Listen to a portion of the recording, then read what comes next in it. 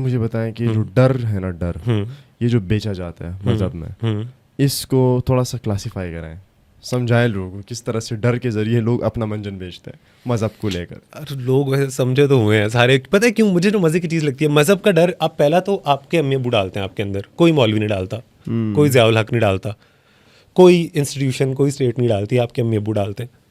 और आपके अम्मी अब्बू क्योंकि खुद डरे हुए होते हैं, सही है, वो खुद डरे हुए होते हैं।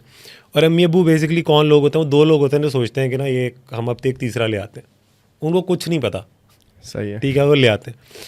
तो अब उन्हें जो पता है वो उसको डालते हैं अंदर, सही है। अब वो उसकी एक अलहदा बहस है कि उनके अंदर वो क्यों है, क्योंकि वो भी इवेंचुअली ऐसे ही बच्चे थे जो आज अम्मी अब्बू हैं, कल को भी बच्चे थे। तो अब उसमें ये है कि वो फैलता है।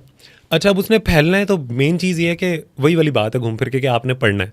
अब जब तक आप पढ़ेंगे नहीं ना, कोई भी आपको डरा सकता है, आराम से कोई भी आपको डरा सकता है। अब जैसे एक बंदा है, उसने देखा कि यार दुनिया गोल होती है, पर एक आदमी लॉजिकल है ना, वो कह रहा है यार मुझे नहीं नज़र आ रही गोल, तू कह रहा है गोल है, मैं क्यों मानूँ।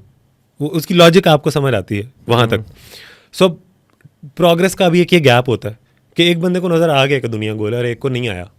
अब वो जिसको नज़र आ गया है उसने मनाना है दूसरे को दुनिया गोल है, क्योंकि जो कह रहा है कि यार स्ट्रेट है उसको वही दिख रहा था। पुराने ज़माने की बात करूँ, अब तो खैर एक और कहानी है।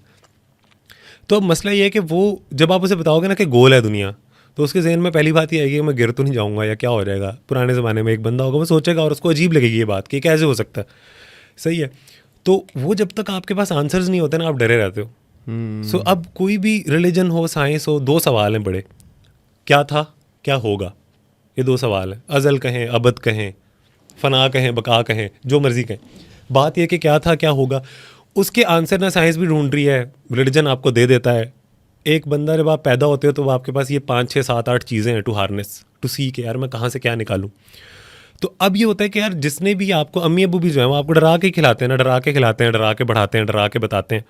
तो वो डर जो है ना वो इतना इंट्रिंसिक है और वो इतनी बड़ी ड्राइविंग फोर्स है, और इतना बड़ा इंस्टीट्यूशन जो है, जो रिलीजन है, वो उसको अगर उसमें आप डर को ले आते हैं तो वो बहुत स्ट्रांगली यूज़ हो सकता है।